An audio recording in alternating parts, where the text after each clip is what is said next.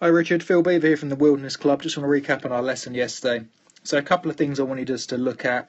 Firstly, I know it's not the right angle here, obviously Tiger Woods, but he was one of the greatest putters of all of our time watching golf. So he's a good example to look at.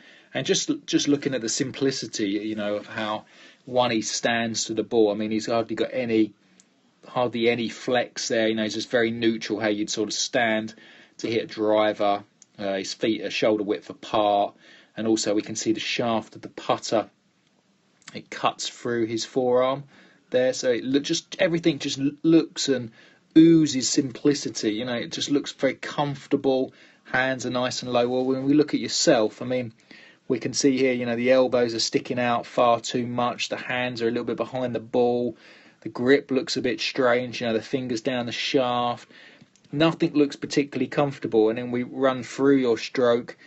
We can see here as you go to hit it, look at you move. So we can draw a line in your head. We can see you move forwards with it and you go looking after it. So we need to tidy up a few things. And the first thing I got you to do was actually to stand more upright, more like you said you hit driver really well. Stand like your driver, get the feet shoulder width apart, but let's stand a bit more upright. Let's get this spine over and let's get these arms hanging as opposed to kinked out like yours are.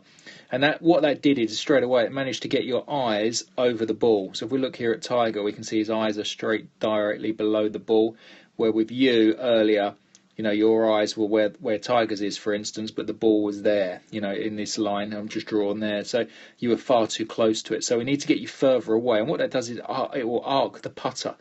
We want the putter working on a slight arc like so. Well, where you were so close, your putter head was going outside the line and then across the line a little bit this way. That's the first thing. So more upright, softer arms. Let's get the hands ahead. Ball a bit further away, good, and start to stroke it.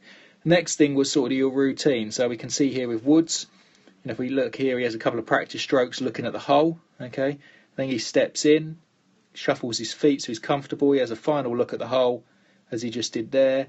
Back to the ball, and then he pulls the trigger. Now I know with yourself, you don't have any practice strokes. That's absolutely fine. Okay, but we just want a solid routine. And one thing I wanted you to do was to. Here's your golf ball. Most of the golf balls have some sort of text on it or writing. I want you to line that up with where you want to go. Okay, your alignment was a little bit out without that. When you used the ball, line on the ball and try to aim it where you wanted to go to, you was pretty good, Richard. So work on that as well for me, the ball. You was pretty good at reading the putts, but just trying to aim the putter and the ball at the right place to allow it to break. And that's pretty much it, really. So set up, let's get more comfortable, less angled, a bit more upright. Ball target line. I gave you a little drill there where you could put a ball in your right pocket, pick it out and drop it onto the ball. From there, let's get your routine a bit more bulletproof. Use the ball and a line on the ball to aim at the right target, and let's go from there and pull the trigger.